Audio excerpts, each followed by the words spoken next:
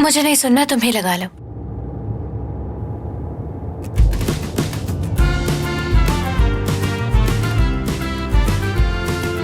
ये तुम्हारा favourite song है ना भला? मुझे अभी बात नहीं करनी।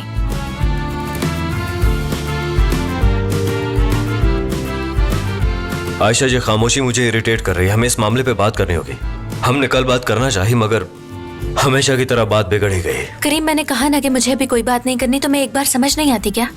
यार, मैं तुम्हें बताना चाहता हूँ कि आखिर मैंने तुम्हें किस क्यों किया। मैं इस बात की तुम्हें वजाहत देना चाहता हूँ, क्योंकि चाहे कुछ भी कहो, ये हमारे लिए बहुत इंपॉर्टेंट मामला है। मैं जानता हूँ तुम मेरा यकीन नहीं करोगे, मगर मुझे फर्क नहीं पड़ता। मैं तुमसे कहूंगा कि आयशा, मैंने तुम्हें सिर्फ और सिर्फ इसलिए किस की, सुन रही हो ना, मैंने सिर्फ इसलिए तुम्हें किस किया। प्लीज करीम, प्लीज मत कहना। आयशा, मैं जब स्ट्रेस में होता हूँ तब मेरे दिमाग पर मेरा कंट्रोल नहीं होता। उस वक्त मैं बड़ी अजीबोगरीब हरकतें कर देता हूँ। इसी वजह से मैंने तुम्हें किस कर दिया। तुम कुछ भी कहो, मुझे तुम पे यकीन नहीं है। मुझे पता था तुम नहीं मानोगी। तुम्हें कभी भी कोई बात नहीं समझ आती है ना? मोहसिन अंकल ने मुझे बताया था कि तुम्हारी आदतें बाकी लोगों से बहुत ही मुख्तलिफ हैं। उन्होंने बताया था कि जब तुम परेशान होते हो तो कुछ समझ नहीं आता, लेकिन मुझे इस बात का अंदाजा नहीं था कि तुम परेशान होके ऐसा कुछ करोगे। परेशानी में कोई किसी को किस कैसे कर सकता है भला? तुम्हारी बात मैं समझ सकता हूँ, क्योंकि अब मैं जानता हूँ कि ये तुम्हारे लिए बहुत इंपॉर्टेंट था। तुम ये बात कभी भी नहीं समझ सकते करीम। अब देखो ना कि तुम्हारे लिए किसी से माफी मांगना कितना मुश्किल है, मगर ये कहना बहुत आसान है कि तुमने किसी को किस किया। तुमने सबके सामने किस किया मुझे। क्यों किया ऐसा? वो लोग पीठ पीछे कितना मजाक उड़ा रहे होंगे। अब दोबारा ये मत कहना कि तुम सब कुछ समझते हो। तुम्हारी बातों से जाहिर होता है कि तुम मुझे जानवर समझती हो, है ना? काफी हद तक ठीक कहती हो। ऊपर ऊपर से मुझे जज करने वाले आदमखोरी समझते हैं हम। अगर इंसान चाहे जितना भी सख्त हो, कहीं तो नर्म होना पड़ता है, कहीं तो उसका एहसास जाग ही जाता है। मुझे भी थोड़ी सी शर्मिंदगी हो रही है। आयशा देखो, मैं वाकई तुम्हें किस करना नहीं चाहता था। जो कुछ भी हुआ सब रश ऑफ ब्लड था, इसलिए मुझे माफ कर दो। चलो, कम से कम तुमने लोगों से अपनी गलती की माफी मांगना तो सीख ही लिया। और म्यूजिक भी अच्छा लगाने लगा हूँ।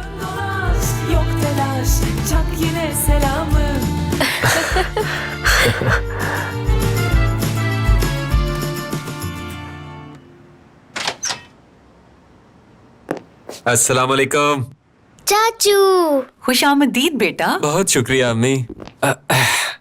देखे तो मैं क्या लेकर आया हूँ। ये सब आप लोगों के लिए है। हाँ। अरे अरहम, ये सब लाने की भला क्या जरूरत थी? घर में सब कुछ है। तुम अपनी पहली सैलरी से शॉपिंग करने जाना। और तुम्हारे भाई ने ये पैसे तुम्हें इसलिए दिए थे ताकि तुम खुद पर खर्च कर सको, ना कि हम पर। तुम्हारी नई नौकरी जो है। चलो नजमा, अब उसका पीछा छोड़ दो। वैसे भी उसने पैसे जाया तो नहीं किए ना, कुछ लेकर ही आया है। बहुत शुक्रिया भाई। अच्छा भाभी, बहुत भूख लग रही है मुझे। तरबूज भी लाया हूँ मैं। इसे इस तरह से काटना है और इसमें कुछ चीजें, उनका हलवा बनाना है। और वो क्या समझते हो मुझे? तुम्हें क्या लगता है कि मुझे तरबूज काटना नहीं आता जो सिखा रहे हो तुम? और क्या कह रहे थे? हलवा बना दो? तो वो मैं तुम्हारी अम्मी से बहुत अच्छा बनाती हूँ, चाहे तो खुद पूछ के देख लो उनसे। ठीक है मेरा बेटा, यहाँ आकर मुझे बताओ कि तुम्हारा पहला दिन कैसा रहा। तुम अपना काम करो बहू। अच्छा भाभी, मैं कुछ काजू और बादाम खाने के लिए लेकर आया हूँ। बुरा ना माने तो वही मुझे दे दे। ठीक है, खा लेना। क्या बताऊं अम्मी, बहुत ही लंबी कहानी है। बस आप ये समझ लें कि मैं वहाँ पर बहुत बड़ी पोजीशन पर हूँ। मैं आपको सारी बात तफसील से बताता हूँ। मेरे साइन के बगैर एक चीज भी इधर से उधर नहीं हो सकती। सच में? क्यों? उन्होंने कंपनी का मालिक बना दिया है तुम्हें? ऐसा नहीं है, लेकिन अगर मैं किसी काम से मना कर दूं तो वो काम नहीं होगा। अगर एक पेन भी खरीदना है तो मेरी इजाजत चाहिए। क्लाइंट चाहे जितना मर्जी बड़ा हो, लेकिन अगर मैंने ना कर दी तो वो काम नहीं होगा। मुझे अपनी अहमियत का अंदाजा हो रहा है। हाँ, सारे ऑफिस की रिस्पॉन्सिबिलिटी मुझ पर है। मेरा काम कोई और नहीं कर सकता। बहुत ही मुश्किल काम है। मैं समझ सकती हूँ बेटा। मोहसिन साहब ने कुछ देखकर ही तुम्हें इस काम के लिए चुना है। अगर तुम्हारी जगह किसी और को रखते तो उनका नुकसान हो जाता। जी बिल्कुल ऐसी ही बात है अम्मी। अगर ये काम इतना आसान होता तो कोई भी कर लेता। और हाँ, ये काम मुझे मोहसिन अंकल ने सिर्फ इसलिए नहीं दिया कि मैं उनका रिश्तेदार हूँ, बल्कि अम्मी इसलिए दिया है क्योंकि वो जान चुके थे कि ये काम मेरे अलावा और कोई नहीं कर सकता। हर कोई मेरी तारीफ कर रहा था। अरहम साहब, आप तो बहुत कमाल के हैं। अरहम साहब, आप ही ये काम कर सकते हैं। अरहम साहब, अगर आप ना आते तो इस कंपनी का दिवालिया ही निकल जाता, डूब जाती ये कंपनी। कुर्बान जाऊं अपने बच्चे अरहम पे। साहब, कहीं हमसे मजाक तो नहीं कर रहे? वो मजाक क्यों करेगा नजमा? और वैसे भी उसे झूठ बोलने की क्या जरूरत है? और वैसे भी हमें उस पर यकीन करना चाहिए, क्यों अम्मी? अगर हम नहीं करेंगे तो और कौन करेगा? ऐसा ही है, बिल्कुल ठीक कहा।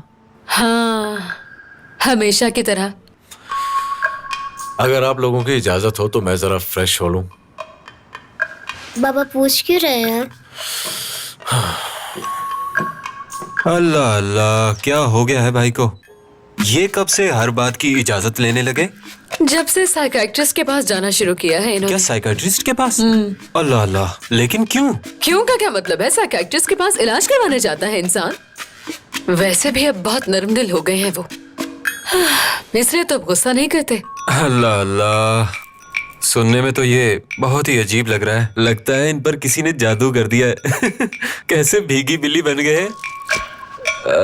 मुझे लगता है कि वो साइकियाट्रिस्ट जरूर कोई ना कोई लड़की ही होगी। हाँ, ठीक कह रहे हो तुम, लेकिन तुम्हें कैसे पता? क्या हो गया है भाभी आपको? फिल्मों में नहीं देखती क्या आप? वहाँ तो बेड भी लगा होता है और मरीज आराम से लेटकर अपना इलाज करवा रहे होते हैं। अरहम, क्या बकवास कर रहे हो? साइकियाट्रिस्ट के पास जाते हैं, अपनी दूसरी बीवी के पास नहीं। भाभी मैं सच कह रहा हूँ आपसे। अगर मैंने आपसे कुछ भी झूठ बोला हो तो मेरा नाम अरहम नहीं। अगर मुझ पर यकीन नहीं है तो मोबाइल में खुद ही चेक कर लें। इंटरनेट का दौर है, सारी हकीकत आपके सामने आ जाएगी। मैं बताता हूँ क्या लिखना है। फीमेल साइकियाट्रिस्ट का ऑफिस, और हाँ उसके साथ इस्तांबुल भी लिखते हैं भाभी। बल्कि रहने दे, मैं इसके अलावा आपको कुछ और बताता हूँ। साइकियाट्रिस्ट ऑफिस पिक्स इन HD।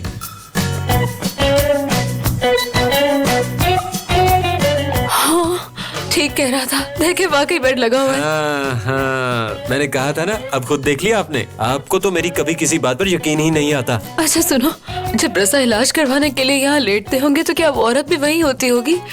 जी भाभी, इलाज के लिए ऐसा जरूरी होता है। शायद भाई के लेटने के बाद वो औरत भी साथ लेट जाती हो। चुप करो, क्यों एक दूसरे को तंग कर रहे हो तुम दोनों? वो वहाँ पर अपना इलाज करवाने जाता है, ऐसा कुछ नहीं है। तुम दोनों पागल मत बनो। जी जी, मैं ही बेवकूफ हूँ अम्मी, मेरे सर पर तो सींग लगे हुए हैं ना। अम्मी खाने के प्रोग्राम देख रही हैं, मेरे पेट में चूहे दौड़ रहे हैं। चुप, पहले इतना तमाशा लगा दिया है। वो तरबूज सामने पड़ा, काट कर ही दे दे। आखिर तुम क्या कर रहे हो भाई? हाँ, मेरी बात का जवाब दो। आखिर क्या कर रहे हो तुम? अकल नाम की कोई चीज है क्या तुम में? उसके सामने इतना नर्म होने की जरूरत क्या है तुम्हें? याद रखो, अपने चारों उसूल याद रखो, चाहे वो चारों एक जैसे ही हैं। भूल गए? याद है तो तुमने उन पर अमल क्यों नहीं किया बताओ?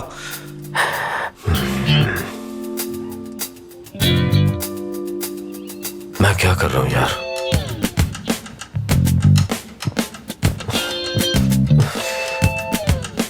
इस लड़की ने मुझे पूरी तरह से बदल दिया, बल्कि मुझे तो लगता है कि मैं पागल हो गया हूं। क्यों घुस गई तो मेरे दिमाग में? नहीं भाई, हौसला करो, कुछ नहीं होगा। हाँ ठीक है।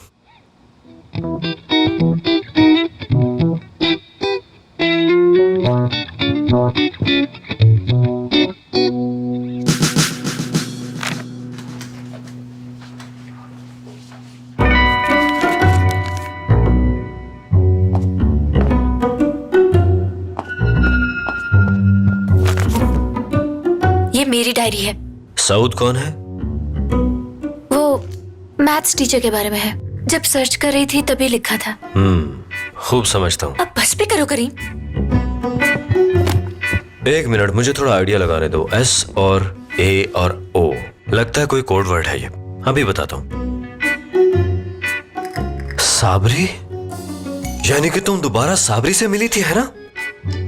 तुम ये बात कभी भी नहीं समझोगे, इसलिए मैं तुम्हें समझाना भी नहीं चाहती। तुम पागल हो गए हो क्या? नहीं, यही मसला कि मैं पागल नहीं। तुमसे आगे की सोचे मेरी। हत्ता कि उड़ती चिड़िया के पर गिन लेता हूँ मैं। अगर तुम इस बार साबरी से मिली तो मुझसे बुरा कोई भी नहीं होगा। सुन लो, पिछली बार मैंने बचाया था तुम्हें सबसे। तुम मेरे माजी के बारे में बात नहीं कर सकते और मेरे माजी से तुम्हें अब तक कोई नुकसान नहीं हुआ है। और दोबारा मेरी डायरी खोलने की कोशिश मत करना। मैं हर बार तुम्हारी तरह गलती करके माफी नहीं मांगती। अपनी गलतियों को सिर्फ बड़े लोग मानते हैं, क्योंकि हर किसी में इतना हौसला नहीं होता। हाँ बिल्कुल, मैं समझ सकती हूँ। इसमें समझने को कुछ नहीं। और मुझे कुछ समझने की जरूरत भी नहीं है। अब चुप करके सो जाओ और मुझे भी सोने दो, सुबह बहुत काम है। जाहिर है सो जाऊंगा, और क्या करूंगा? तो सो जाओ, मुझे बताने की क्या जरूरत है? जो करना है करो, बस मुझे तंग मत करो।